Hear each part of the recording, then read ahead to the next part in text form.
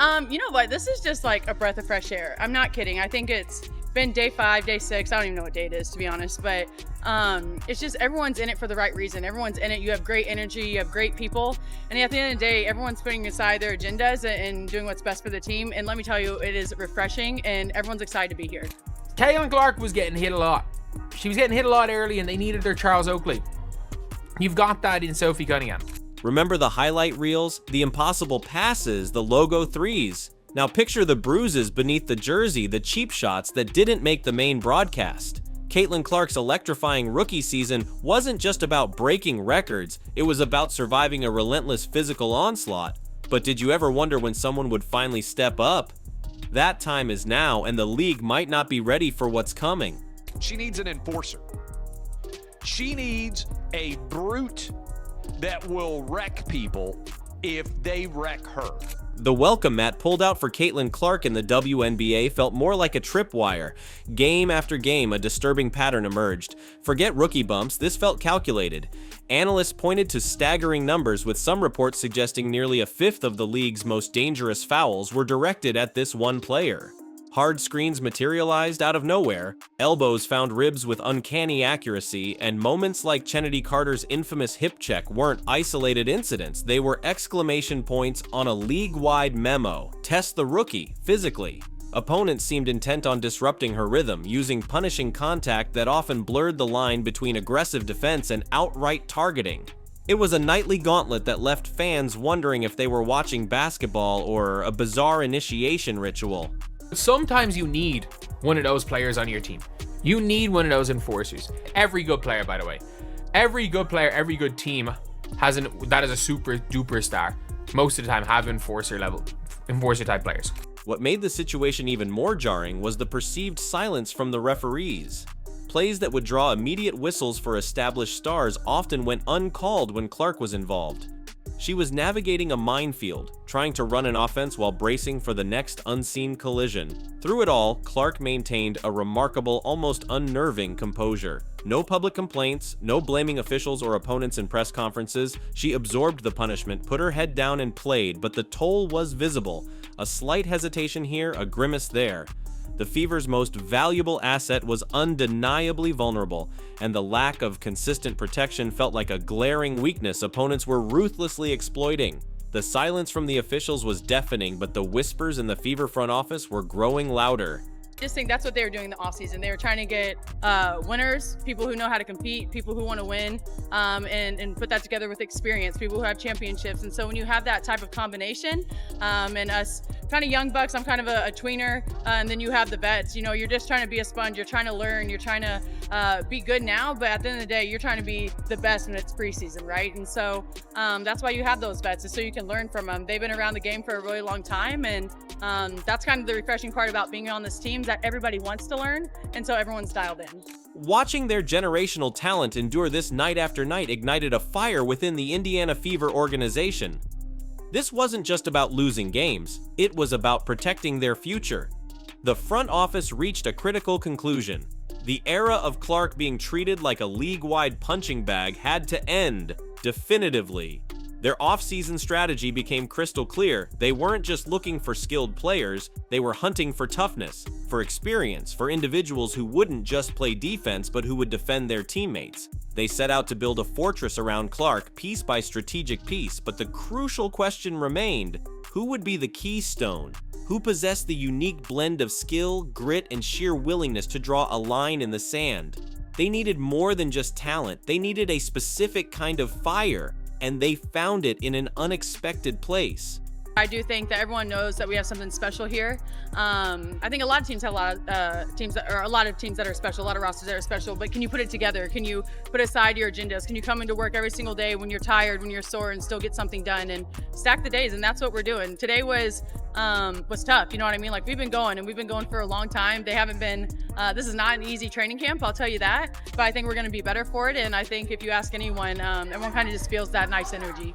Enter Sophie Cunningham. To casual fans, she was known primarily as a deadly three-point shooter, a valuable floor spacer acquired in free agency.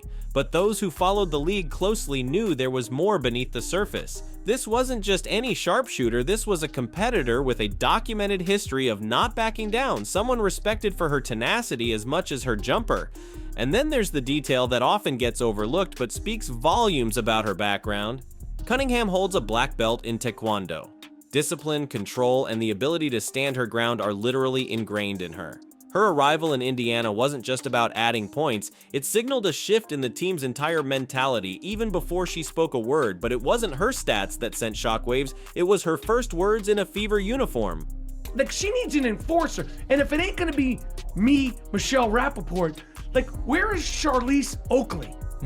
Doesn't her team have like a Zavaria McDaniels or a Rakisha Mahorn? She needs like a goon on her team, because when your star player that's bringing so much money, so much attention to the league, and it's a collective, it's a bunch of them, it's been brewing. During her initial media sessions with the Fever, Cunningham didn't waste time with generic platitudes. Reporters expected talk of fitting in, learning the system. Instead, she delivered a statement that resonated across the WNBA landscape. When asked about the physicality Clark faced, her response was chillingly direct. "I'm here to make sure nobody takes cheap shots at our players. That stops now." In an age of carefully managed public relations, such a blunt declaration was stunning. It wasn't a boast, it was a promise. She spoke about fostering a team culture where everyone had each other's back, emphasizing that the protection wasn't just for Clark, but for the entire squad. The message was unambiguous. Cross the line with anyone on the Fever and you'd have to answer to her and the newly fortified team. Talk is one thing, but Cunningham brings the tools to back it up, turning words into action on the hardwood.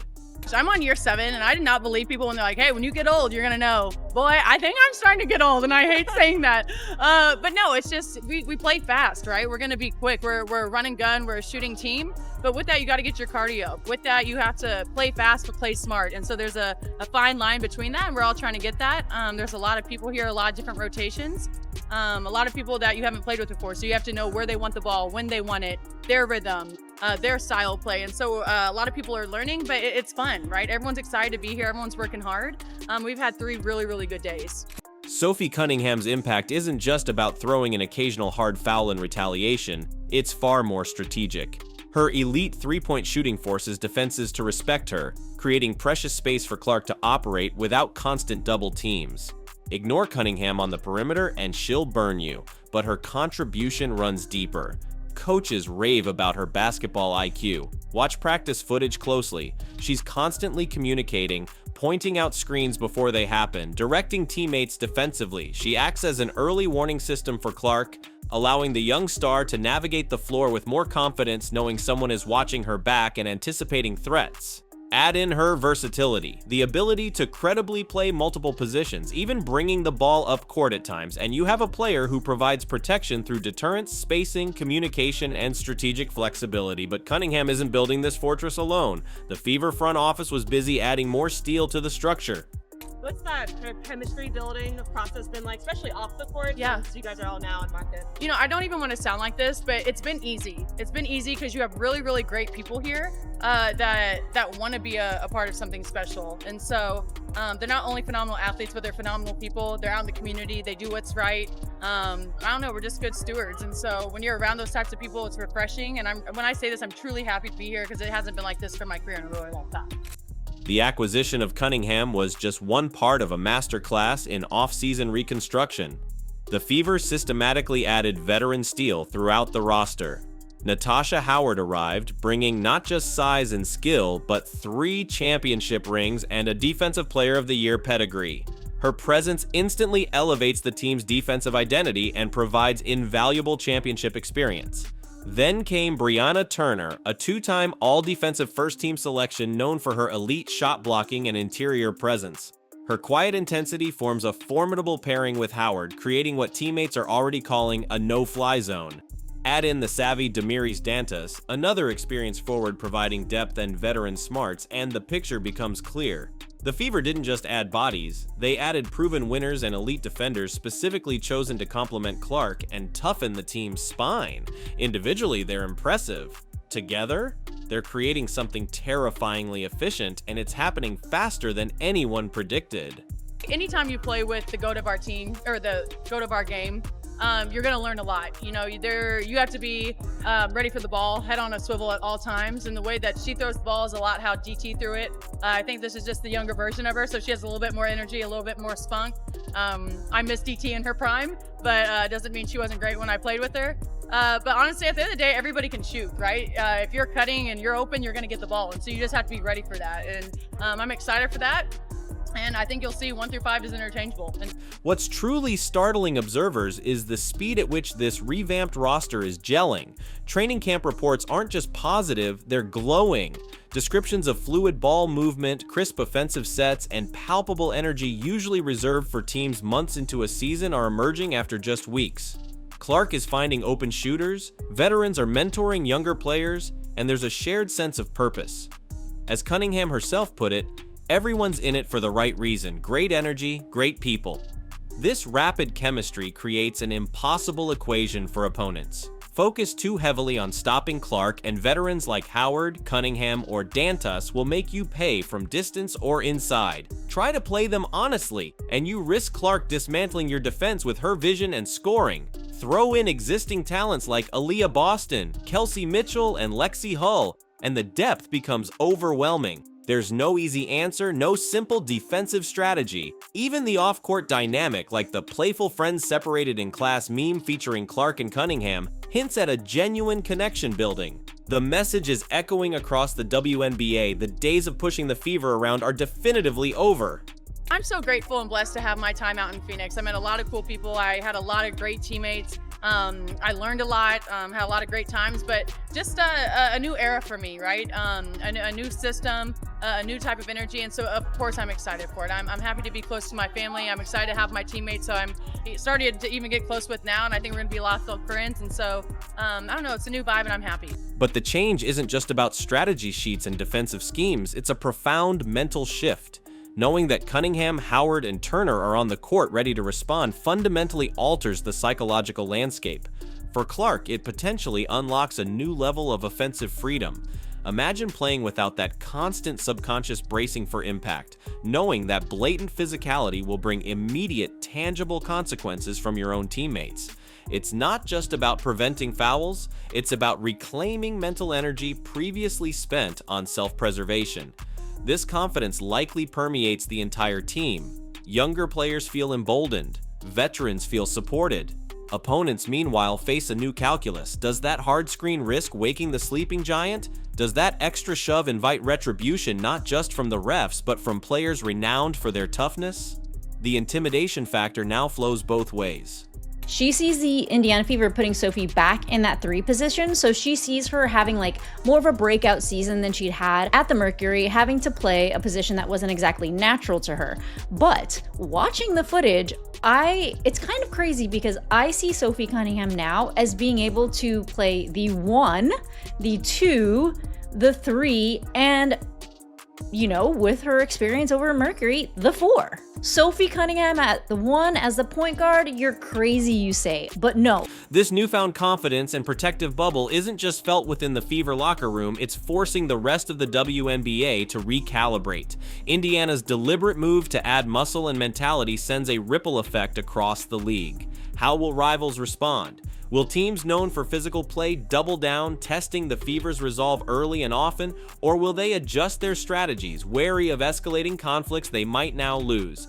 We could see fascinating tactical battles unfold, not just X's and O's, but tests of will between Indiana's protectors and opponents trying to push boundaries. Furthermore, protecting the league's biggest draw ensures the Caitlin Clark effect. The soaring ticket sales, TV ratings, and media attention continues unabated.